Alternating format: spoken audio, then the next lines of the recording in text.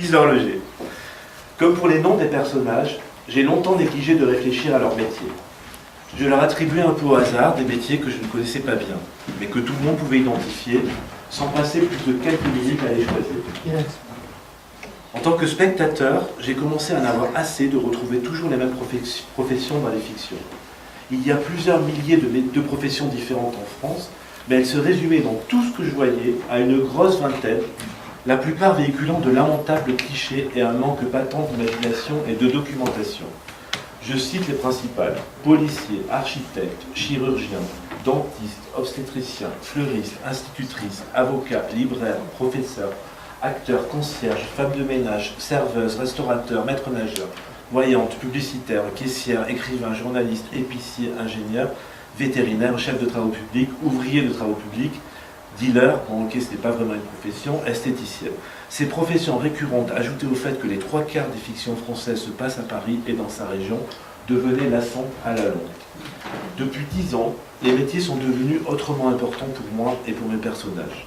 Je n'hésite pas à aller sur le terrain pour comprendre un métier, son complexe, humer les odeurs. Il m'est arrivé d'aller passer 2 jours à Cherbourg, dans une usine de parapluies, pour en apprendre la fabrication, les termes techniques, parce que je savais qu'un de mes personnages de La Reine des Lézards fabriquait des parapluies, et que pour une déclaration amoureuse, ou des souvenirs du personnage, je pouvais peut-être en avoir besoin.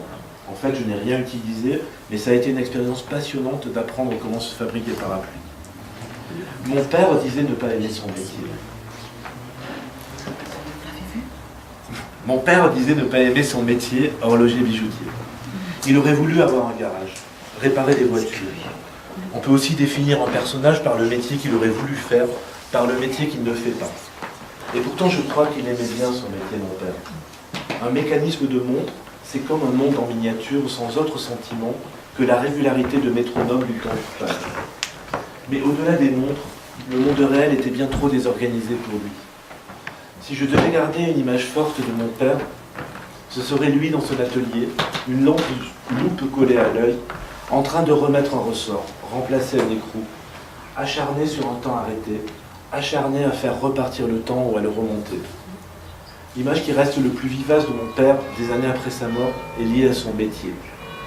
Et pour terminer ce chapitre sur une autre définition de personnage, je pense à ma mère, qui, accablée par mes retards permanents, a des centaines de fois prononcé cette phrase: « C'est quand même un comble pour un fils d'horloger de ne jamais arriver à l'heure. » C'est bien vrai. Comme quoi un choix de métier peut aussi amener des répliques.